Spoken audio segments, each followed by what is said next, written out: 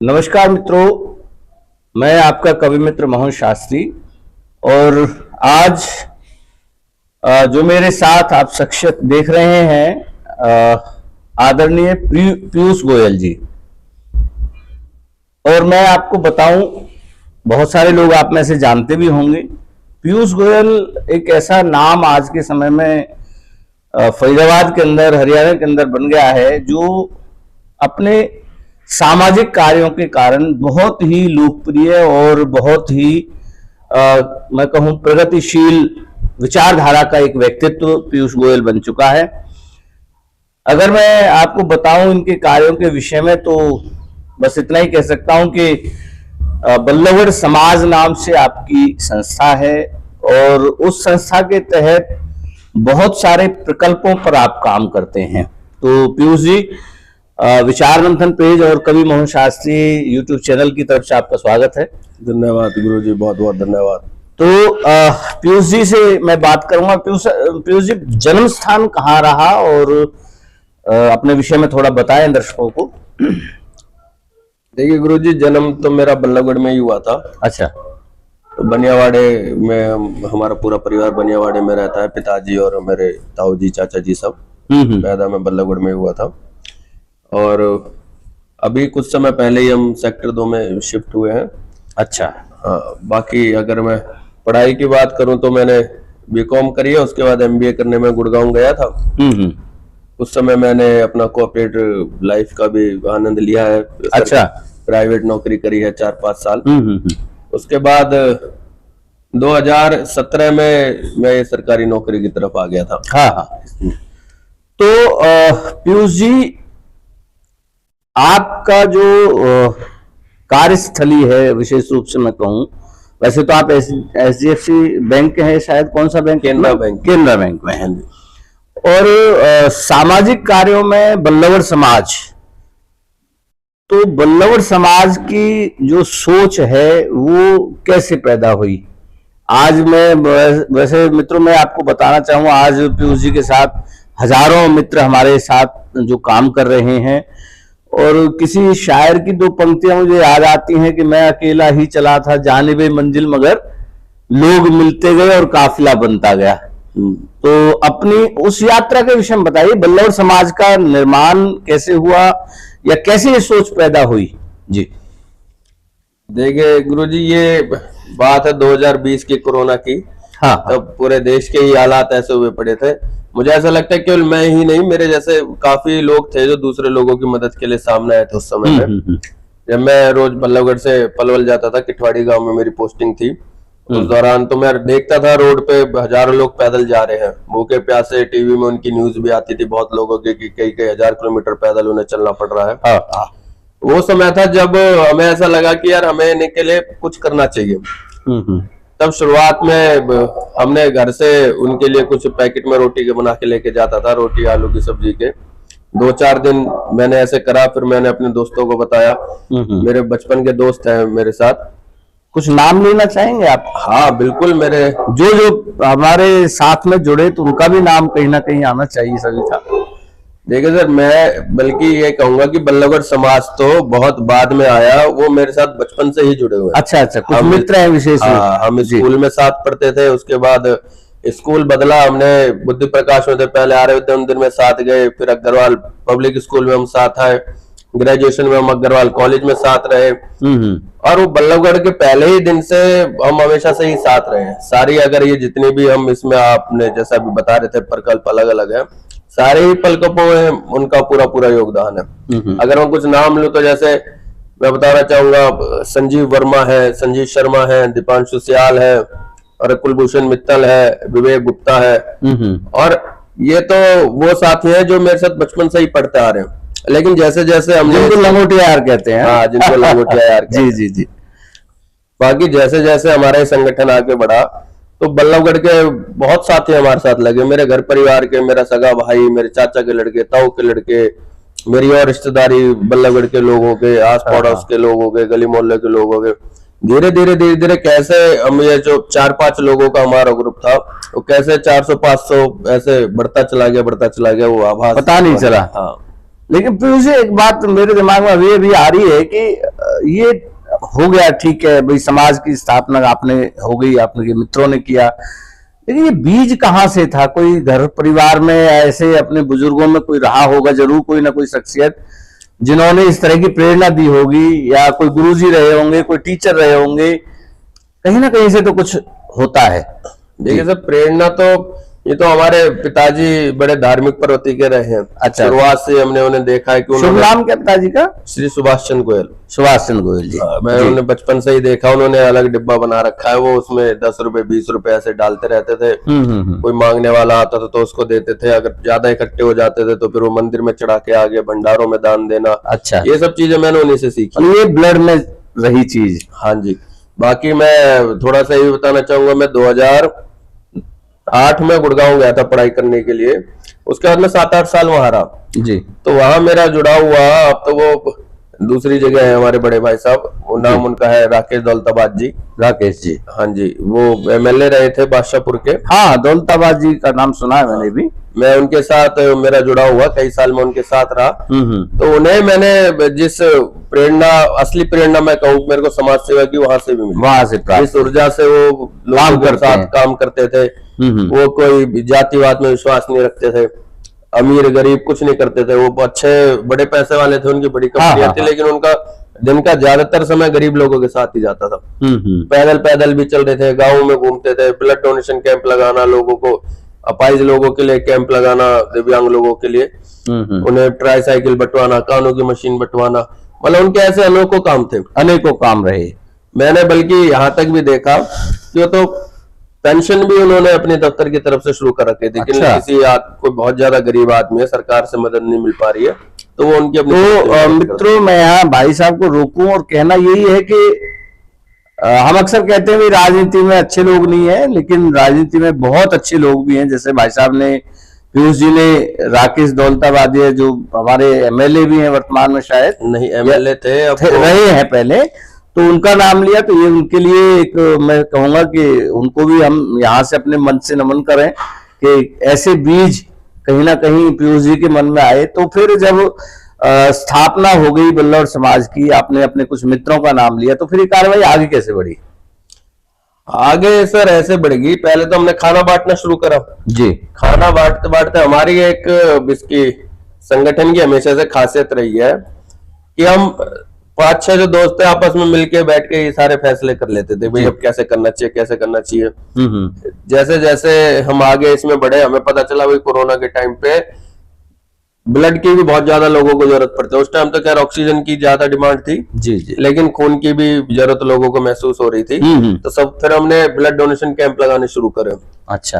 पहले हम साल में एक लगाते थे। मेरे को अब भी याद है, जो हमारा पहला कैंप था उसमें 54 यूनिट आई थिंक इकट्ठा हुआ था। अच्छा। और अभी जो हमारा लास्ट कैंप लगा है, मार्च में ही लगा था, उसमें हमने 170 यूनिट इकट्ठा करा है। बहुत अच्छा। तो ये भी एक यात्रा रही कि कैसे हम 54 यूनिट से और 170 यूनिट तक पहुंचे। अनेकों बल्ले बढ़ के अनेकों युवाओं का उसमें हमें साथ मिला। तो ये रसोई वाली जो मैं आपकी कई बार वीडियो देखता हूँ, आप बर्तन साफ कर रहे हैं और इस तरह की वीडियो देखता हूँ, तो बड़ा एक सुखद सा एहसास होता है कि आज भी ऐसे बच्चे हैं, युवा हैं, जो बिना किसी उसके लगे हुए हैं भी। हाँ, समाज के लिए हर संडे शायद रसोई लगती है हमारे। संडे लगते हैं सर, तो क्योंकि हमारे उसका क्या मतलब, उसका शुरुआत वहीं से हो चुकी थी, फिर यहाँ मंडी में वो शुरुआत की, शायद वो कैसे हुआ? स्थान का निर्धारण कैसे किया भाई मंडी में ही रखेंगे हम, या कहीं मंडी और? में देखो, हमारा सपना था सर इसको वहां लगाना जहां ज्यादा से ज्यादा जहाँ जरूरत लोगों तक हो। पहुंच जी सके। जी जी। हमने पहले अम्बेडकर चौक भी सोचा था, लेकिन वहां हमें ऐसा कुछ जगह हमें नहीं मिल पाई कि जहां हम इस काम को कर सके जी।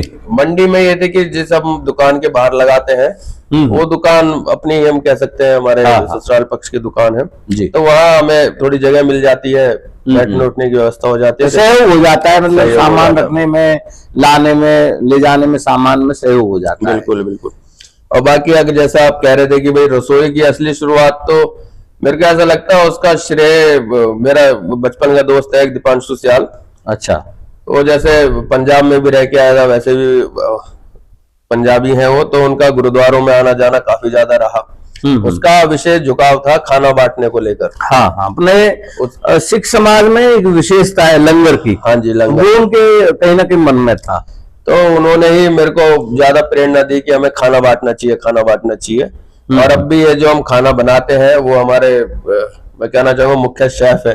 अच्छा, मसाले वसाले सब वही उसमें डाल के जाते हैं। नहीं बिल्कुल, बहुत दीपांशु शाल जी को भी हम यहाँ से प्रणाम करते हैं, क्योंकि एक बहुत अच्छा काम आपके लिए, मतलब एक शुरुआत हुई आपकी, तो उसका फिर वही हम 5 रुपए में ही रखेंगे या जो भी आपने शुल्क निर्धारित किया, वो ऐसे मतलब वो डिसीजन कैसे हुआ कि भाई इतना ही रखना हमें?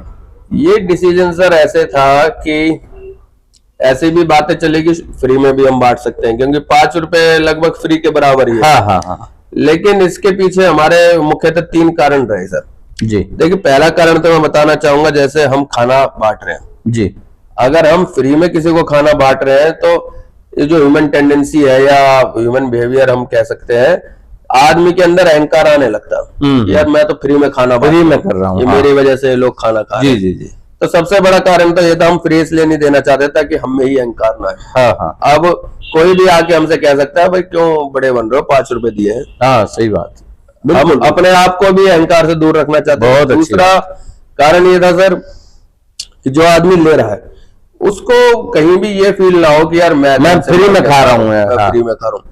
वो 5 रुपए इजीली कोई भी वहां दे सकता है। यहाँ हम ऐसा भी करते हैं, बहुत सारी बार ऐसे लोग भी आ जाते हैं जिनके पास 5 रुपए भी नहीं है, तो फ्री में भी लेके जाते हैं। लेकिन फिर भी जैसे वह सब्जी वाले आ रहे हैं, रिक्शे वाला मेहनत करके कमा तो रही है, बिल्कुल 5 रुपए देने में उसे दुखता भी नहीं है और वो अंदर से भी खुश रहता है कि मैंने पैसे दे करके खाया, पैसे दे के खाया, मैं किसी का एहसान नहीं ले रहा। बहुत। तो मैं यहाँ एक बात और पूछूं कि आप मित्र जितने भी हैं, 10 12 15 जो भी नाम लिया आपने, उनके अलावा भी समाज के अन्य लोगों से सहयोग मिल रहा होगा या मिलता होगा? हाँ, वैसा होता है सर कई बार कि हम जैसे वहाँ खाना बांट रहे हैं तो अपने आप कुछ लोग वहाँ खा के, कोई खाते हुए भी दे के जा रहा है, कोई चलते फिरते हुए दे जाता है। बहुत सारे लोग हमारे पास सामान भी भिजवा देते हैं, कोई चावल भिजवा देता है, कोई छोले भिजवा देता है, कोई तेल भिजवा देता है। और एक हमारे वकील साहब है, उन्होंने नाम लेने से मना कर रखा है, लेकिन मैं बिल्कुल उनके बारे में बताना चाहूंगा। वो बल्लभगढ़ के भी नहीं है। अच्छा। वो है बल्लभगढ़ से बाहर के, और वो इतना सामान भिजवाते हैं, इतना सामान भिजवाते हैं, और हर बार कहते हैं उनका कहीं नाम नहीं आना चाहिए, कुछ नहीं आना चाहिए। और चावल भी छोले भी हमें उन्हें मना करना पड़ता है कि सर हमारे पास बहुत सामान है, नहीं चाहिए। मित्रों, ये असली कमाई या कहें कि असली दान ये है। हम लोग अक्सर ये सोचते हैं कि भाई हमने इतना दे दिया और उसकी पर्ची नहीं मिली या हमारा नाम नहीं हुआ। अक्सर ऐसे मुद्दों पर झगड़ते देखा मैंने लोग। हाँ जी, हाँ जी, हमारे साथ भी था एक बार। तो ये असली कमाई है कि लोग चुपचाप से जाने कितना कितना कर देते हैं और कहीं वो नाम भी नहीं चाहते हैं। तो इसमें कुछ खट्टे मीठे अनुभव भी रहते होंगे? हाँ, खट्टे मीठे सर सब जगह रहते हैं। संगठन भी एक तरह से परिवार ही है। परिवार में भी सब ऊपर नीचे चलता रहता है संगठन। कोई ऐसा जो आप बताना चाहें? जैसे अभी आप कह रहे थे नाम वाली बात, इसके ऊपर ही बताता हूँ। ठंड के मौसम में हम यूजुअली कंबल, जुराब, टोपा ये सब बांट के आते हैं आपस में, सब पैसे मिलाकर। जी जी। तो वो किसी हमारे एक साथी ने कुछ सामान दिया था बांटने के लिए, और हम उसका सामान नहीं बांट पाए थे। अच्छा अच्छा। वो हमारे पास रखा रह गया था, हम नहीं बांट पाए थे।